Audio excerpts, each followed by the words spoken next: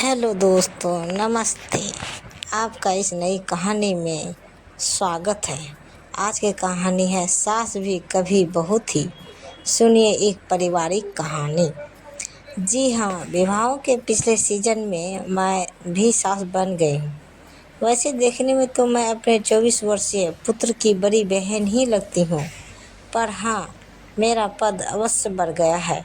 अब बारी आ गई है मेरी वे सभी कर्जे चुकाने की जो बहू बनने के बाद से आज तक मेरे माथे थे। रिश्तेदारों, मित्रों, सभी की नज़रों में मैं बहुत शांत स्वभाव की महिला हूँ। लोग तो यहाँ तक कहते हैं कि मेरी बहू ने कितने अच्छे कर्म किए होंगे जो ऐसी सास उसे मिली है। और कहे भी क्यों नहीं, आज तक बहू को मैंने कभी ऊंची आवाज़ में डांटा तक नहीं। यह अलग बात है कि घर आते ही बेटे की दैनिक घटनाओं से तुरंत मैं अवगत करा देती हूँ। बहू को चढ़ाई सारी अच्छी साड़ियों में मैं रख ली हूँ। अरे भाई, फैशन पलटते देर नहीं लगती। इतनी सारी एक ही फैशन की साड़ियों का वह क्या करेगी? उसी की लेन देन में ही तो ये साड़ियाँ कल काम आएगी।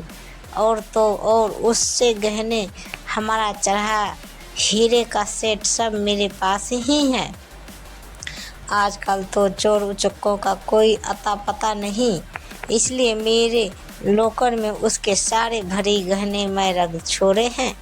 हाँ, कभी कभी उन्हें मैं पहन लेती हूँ। अब भाई, पता भी तो रहना चाहिए कि कहीं कुछ गायब तो नहीं हो गया। घर में मित्रों रिश्तेदारों के आते ही बहू जो काम रोज करती है वह मैं उसे करने नहीं देती। अब देखिए बेटी बहू सभी एक समान है। हाँ, यह अलग बात है कि बहू को कुछ बनाना नहीं आता या खराब बनाया जा होता है तो मैं उसे चुपचाप से अपने संबंधियों को चखा देती हूँ। खामखा बहू के प्रति उनकी उम्मीद बढ़ाने से क्या फ़ायदा। बहुओं को तो मायके कम ही हो जाती है, पर उसके पीछे उसका कमरा, उसकी अलमारियाँ सब मैं साफ करती रहती हूँ, जमाती रहती हूँ। आखिर मेरा भी तो कुछ फर्ज बनता है बहू के प्रति। यह बात अलग है कि उस दौरान मुझे बहुत के पास और क्या क्या है पता चल जाता है। एक तरह से अच्छा ही है। आकस्मिक पार्टियों में भेंट देने को ही गिफ्ट तो काम आते हैं। सुबह सवेरे सत्संग जाए बगैर मुझे चैन ही नहीं मिलता। आज सत्संग के अनेक फायदे हैं। एक तो भगवान का ध्यान 1-2 घंटे का हो जाता है। दूसरे सभी सहेलियों से उनकी बहुओं की ताज़ा तरीन खबरें और नुस्खे मिल जाते हैं। और तीसरे, घर आते ही गरम खाना टेबल पे तैयार मिलता है। बहू को फैशनेबल कपड़े में ने कभी पहनने नहीं दिए। अजी, हमारी भी तो कोई संस्कृति है। यह सलवार सूट जीन्स वगैरह तो अपनी परंपरा नहीं है। साड़ी ही भारतीय परिधान है। फिर भले ही उसे मैं भागदौड़ करते वक्त पैर फिसलने और कोई गिर क्यों न पड़े। सिर ढकना तो हमारे सभ्यता की निशानी है। अब बहू भले ही विजातीय हो, बेटे की पसंद और लव मैरिज से आई हो, पर रह तो हमारे ही घर में रह रही हो ना। सास बन कर मैं बेहद प्रसन्न हूँ। सारे पड़ोसी मेरा लोहा मानते हैं। बहू मेरी सारी बातें मानती हैं। जो कभी नहीं भी मानती तो मेरी तबीयत ही खराब हो जाती है। फिर एसी के बिल, डॉक्टर की दवाओं का बिल देखकर वह अपने आप मान जाती है कि पोती भी मुझसे बहुत ही प्रसन्न रहते हैं। आते जाते उनको दिल टॉफ़ी चॉकलेट जो मैं खिलाती रहती हूँ। अब बहू मना करे तो भी क्या, इस उम्र में चॉकलेट नहीं खाएंगे तो कब खाएंगे।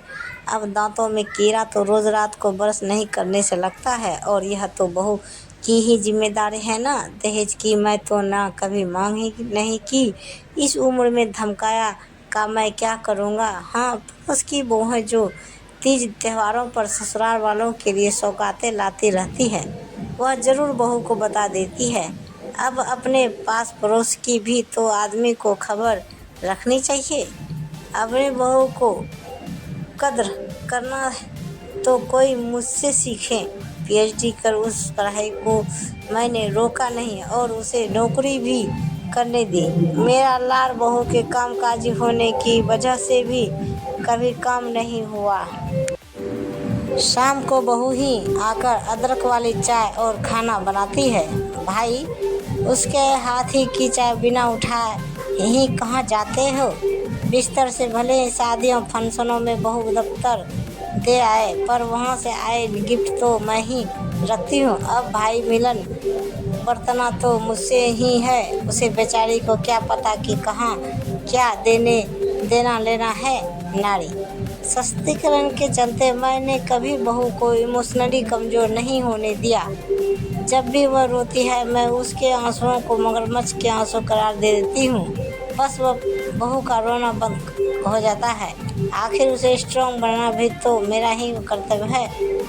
घर ऑफिस बच्चों से बहू जब भी थोड़ी फ्री होती है मैं अपने ब्लाउज सारी फॉल उसे थमा देती हूँ। आखिर सिलाई कढ़ाई के हुनर को जीवित रखना भी तो बेहद ज़रूरी है। सिलाई कढ़ाई करेगी नहीं तो दक्ष कैसे होगी।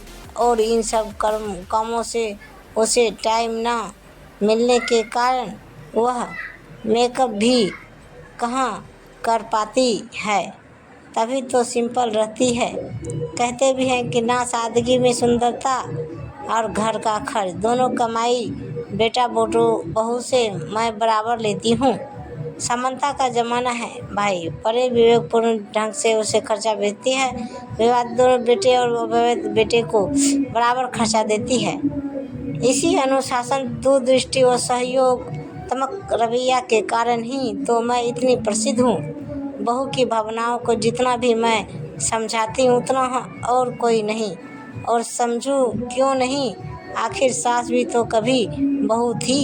यह कहानी आप सबको कैसी लगी कृपया हमें कमेंट बॉक्स में ज़रूर बताइएगा। प्रेम से बोलिए जय माता दी, हर हर महादेव। ऐसे ही वीडियो देखने के लिए हमारे चैनल को सब्सक्राइब करें और वीडियो को एक लाइक ज़रूर करें। धन्यवाद। तो दोस्तों मिलते हैं अगले वीडियो के साथ। तब तक बाय बाय दोस्तों, जय हिंद।